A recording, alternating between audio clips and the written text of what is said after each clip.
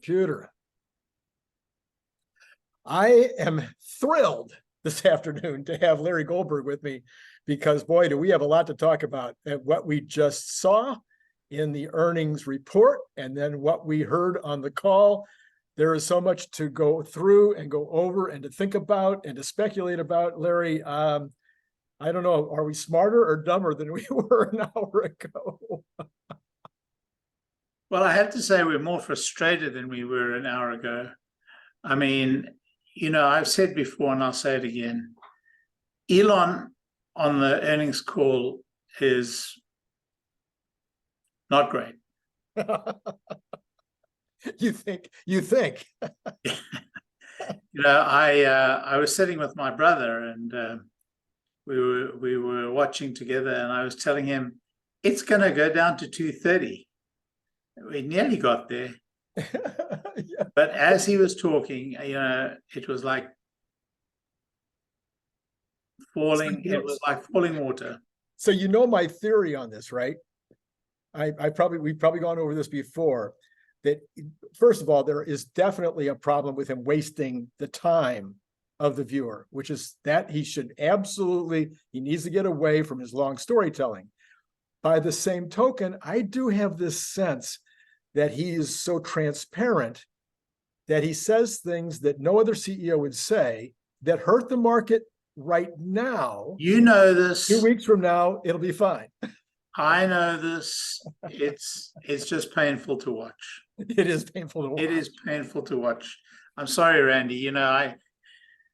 I'm just thinking about these analysts out, these portfolio managers out there, these investment gurus out there, and I'm just thinking to myself, oh my word.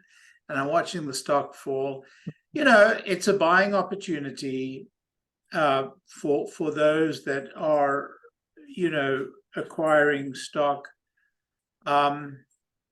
Given how bad the report was, though, I don't think we're at bottom yet. Okay, so I think we've got a little bit of digesting to do, and I think the open questions, or the questions they opened about the Cybertruck, will lead to a lot of uncertainty in the marketplace. It would have been better for them to just,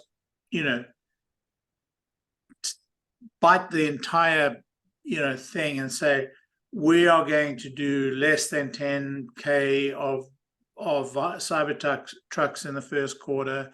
We hope to get, to double that in the second quarter, and then, get some number that they felt confident that they could achieve and get that behind them. Where they've left it is no number at all.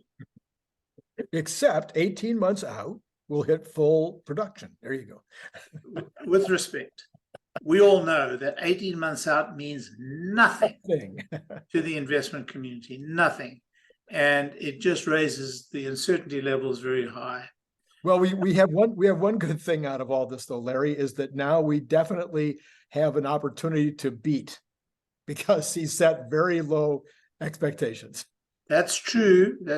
And more fool us who didn't, take his message to heart a little bit earlier. And, I mean, you have to say that there are some guys out there who said, we're not going to make 70 cents. We're going to be in the 60 cents mark. And there are very few of them, but they had the courage to say that.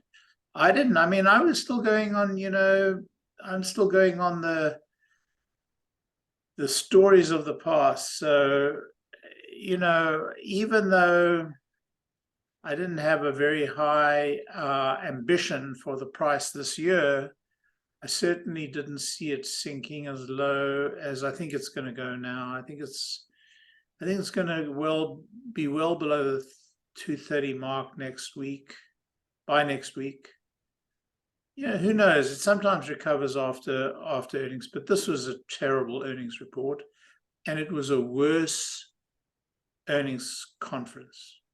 So let's talk about the number one thing, your number one, other than the fact that it was a bad earnings report and a bad call. What was your number one takeaway of everything that you saw that was described? It could be positive, it could be negative. What was the number one thing that Yeah, you told your it brother? sounds like other than that, Mrs. Lincoln, but but let me say that Elon's negativity about the economic climate is incredibly realistic, and it's more than possible that we will see a very, very significant improvement.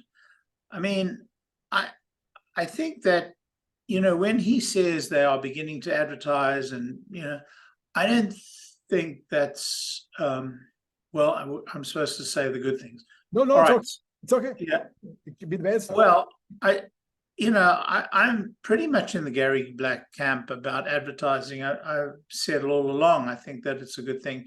You know, I always point to Steve Jobs' magnificent ad with the, you know, breaking of the screen. You know, it was so ingenious, and that ingenuity is just beyond Tesla's grasp. They need that, you know, because Lord knows they have it. They have the capability. They have the, you know, they have it. They just haven't made it real. And you know, I've even recently said, I've recently changed my mind, even though I was early on in the advertising camp, and then later on said, nope, you know what, this price flexibility might be a good thing, and trying to increase your TAM. The part I don't understand why he never talks about is the huge market that he's missing in the Midwest. And I think that market in the Midwest could be reached on Sunday night and Monday night and Thursday night football. There is no doubt about it. There is no doubt. There is a play here to align Tesla with football, you know, with middle America. Yeah. Now, obviously, the bigger play is the Cybertruck in middle America, and we're not there yet. We can't ship the damn things to middle America. But I mean, that's the play. So we really need to get started, and we need to create that lust for the product in middle America. So, other takeaways. The takeaways, you know, energy, they spoke about in pretty glowing terms, all of them, you know. So by the way, our new CTO, our new CFO. Oh, CFO, right, CFO, right. CFO. I liked him. I thought he did a good job. I thought he didn't allow himself to be intimidated by Elon, or at least not as much as I thought he may. You know, I long for the days, you know, that one call where Zach ran the call end to end. Best call ever. Best call ever at Tesla. Not, you know, listen, I have immense respect, as you know, for Elon. I love Elon, and, you know, he definitely shines in the sort of one-on-one questioning, that sort of thing.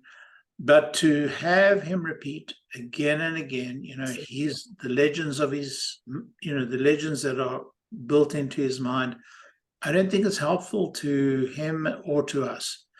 So, you know, I thought the CFO did a really good job. I thought the structure of the annual report, of the quarterly report, which was retained from, you know, from Zach's evolution of it, I thought was good. Well, let's get back to energy. So the biggest news on energy was 24% margins, even with the headwind of solar. Yeah, it was the one shining star of the report, but because when you think about it, the Megapack factory is not even at 40% of capacity in terms of deliveries. And by the time we get to this time next year, we will see continuous deliveries at, you know, approaching its full capacity. And we will start seeing deliveries from China.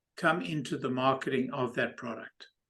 And it's going to need the creativity at the level of the, the product managers and it's a fantastic product, great product managers, but we're seeing somewhat the limits of Elon's intellectual skills. Right. And his control, over the company, given those limits, is limiting the company at this point, I think. Yeah, I'm sorry. So one of the things I've been saying is use your leasing capability, because then and they've just done this. I've been saying it since we came out with the Elon Musk mission. It's in the book. People can look it up and see that I said this. I read it. So right now you've got a situation where it's $4,500 down. I mean, when you listen to what Elon just said, I thought the best part about listening to him say it again was you're getting into the heart of the CEO and how he's thinking. So at least nobody can say that they don't have to guess what he's thinking. So you can get into a Model 3 right now for $4,500 down and $259 a month. That's pretty much going to mean most people that are interested in getting a new car, they can pretty much get a new car. You can trade in your old car and get the $4,500 and maybe even a couple of months rent. Yeah. But you've got to get that entire cohort of people who can afford it To be aware. to be aware that car can take them 350 miles or 330 miles. Or even 270 miles, yeah. Or even 270 miles. Because that cohort still doesn't understand that. Listen, No, they don't. My neighbor, who's a very, very astute lady who is very high up in finance and in high tech, and she's an executive in the company, and so on and so forth. She was at dinner here the other night and couldn't believe that my car has a 330 mile Range. and she couldn't understand, and she said, but how am I going to get to my daughter in such and such a place? I said, look, here's the app, and I put the address in there, and boom, there was one stop, 7 minutes charging between here and this fairly distant place in another state. And she was amazed.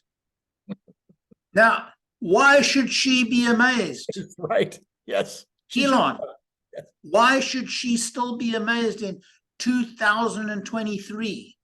It's wrong. And that's the problem.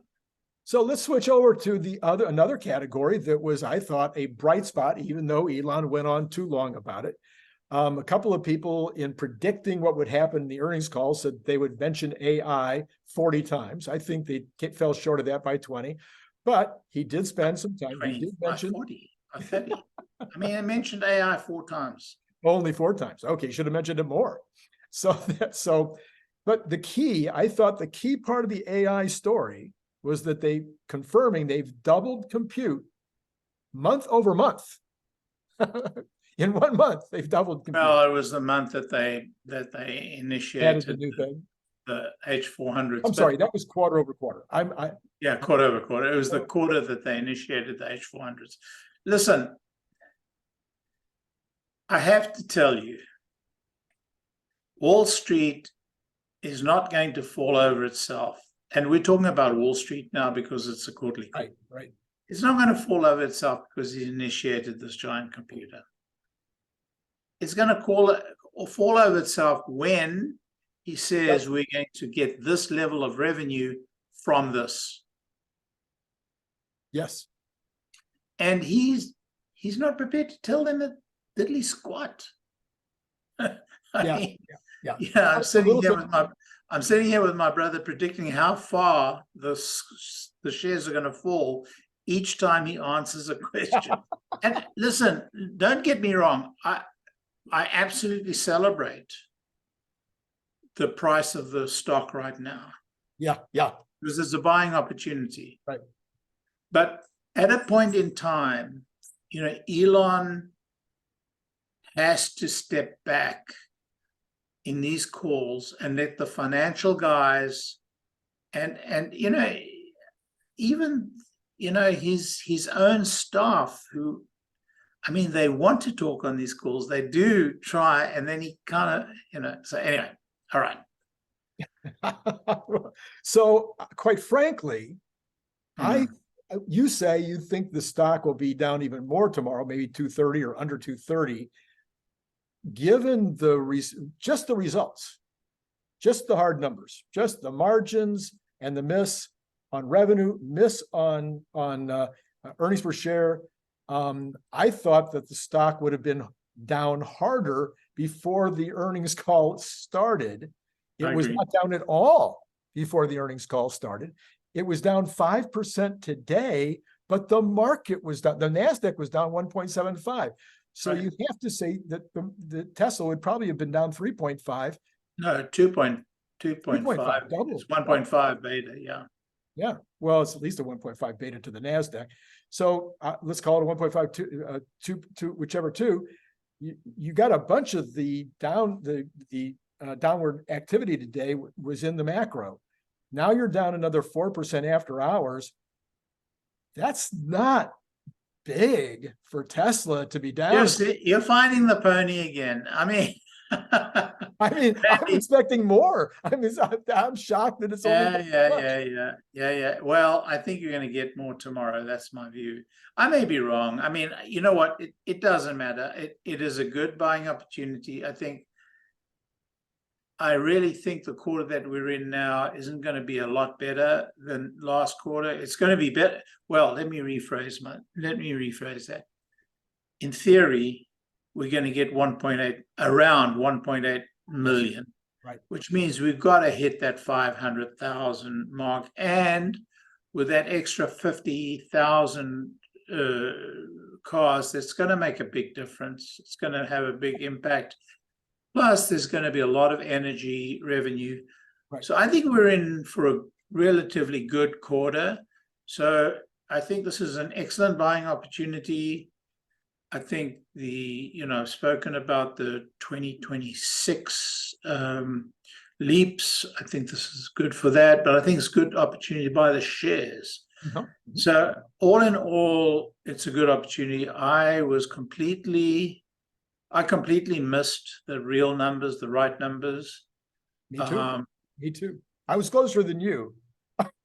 Yeah, and you kind of influenced me. You know, I started at the 70 level, and I ended up in the 80s, and you know, I should talk to you less. I'm influencing you to be too optimistic. Well, yeah. You can't, at least you can say that Elon wasn't optimistic today. No, he wasn't. Well, the one thing I did right was that I did get the credits, the automotive credits right. Uh-huh.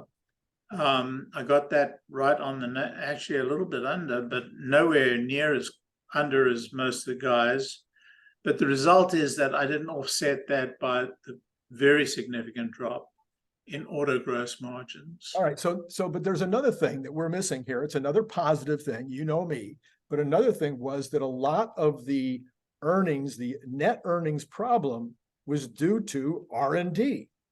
And so I think the warning that they're going to be spending, as you said the other day, they've got R&D and construction costs and everything else for the next few years. It's just going to be going up and up and up. Yeah, I should have listened to myself. But you're right. I mean, the R&D, this absolutely shows, you know, that they're down to below $1 billion net cash flow after the R&D spend. And I think this is going to continue for some time. So I think this absolutely underscores the need to hold that cash. And you can see from what all of the things Elon said, that he's not going to be spending that cash anytime real soon. He's not giving it back. He's very worried about the cash situation. And, you know, he's much cleverer than you or I.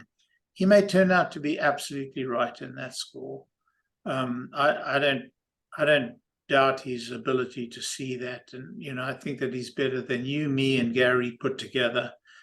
So, well, I don't do any original data collection on any of this, but Bank of America, who has probably a better handle on the actual comings and goings of money in people's accounts, in both credit cards and savings and checking accounts, plus business accounts. Bank of America says no recession in sight, inflation going down, people have plenty of money in their bank accounts.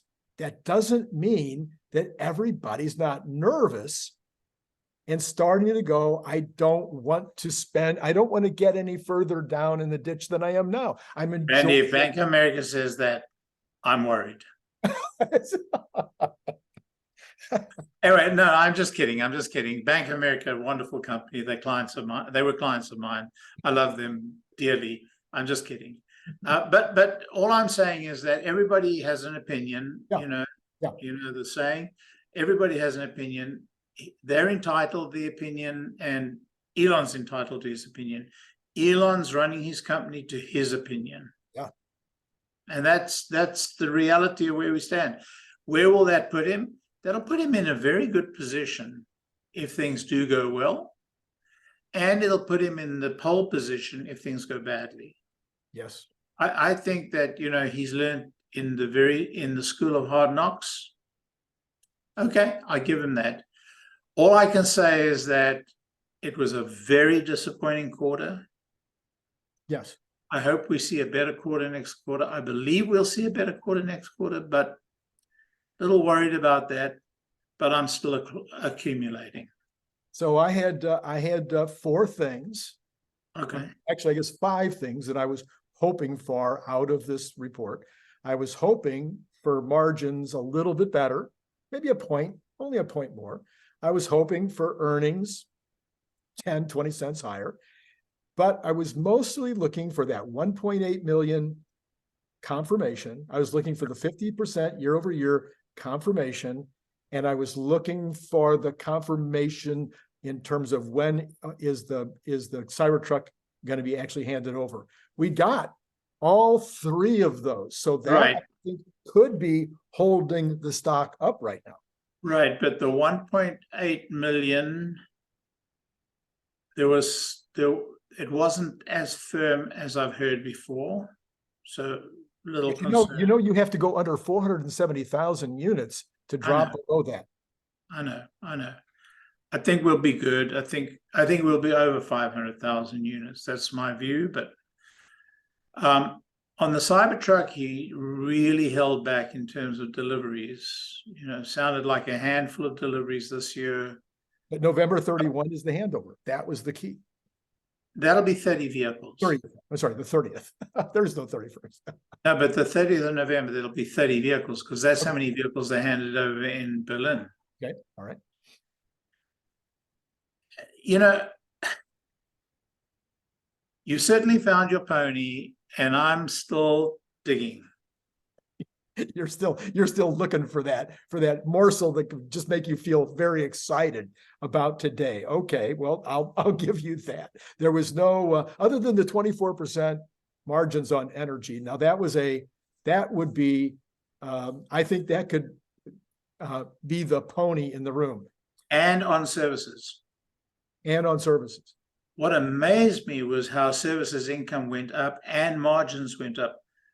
That's the supercharging network, I'm telling you. And insurance, and he mentioned a third one. Well, services, just standard services. Oh, I know. Resales and well, that's part of right. So those 2 categories are going to continue to grow, and we know energy is going to be growing faster than cars. So nobody's going to pay any attention to that. The street probably is not going to pay any attention yet. Elon went to the trouble to say it is now a significant portion.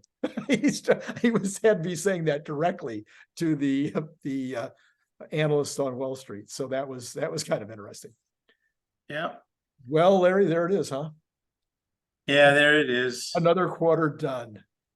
Yeah, and Randy found his pony, and I'm still looking. Look at you found a piece of coal, a lump of coal in your stocking. I'm not worried. I mean, Of course not. I see the future of Solid FSCS. company. Yeah. I see the future of the robot. I see the future of the car. I'm not worried. That's my underlying factor. I've lived through this. I've lived through terrible, terrible Amazon calls. Yes, yes. But fortunately, in Amazon, Jeff knew when not to come onto the call, and that was ever. He never came on the call. Never came. Never. But he wrote a fantastic letter, by the way. Anyway, that's all right, Larry, as always, you're the perfect guy to have for something like this. I want to remind everybody that if you like Larry, no, you love Larry, that Friday night, of course, he'll be back again to review the entire week, and we can take a look and see what the market did with this information when we get together on Friday afternoon. Thanks, Randy. Thank you as well. And for all of you out there, it's been great talking to you. Take care.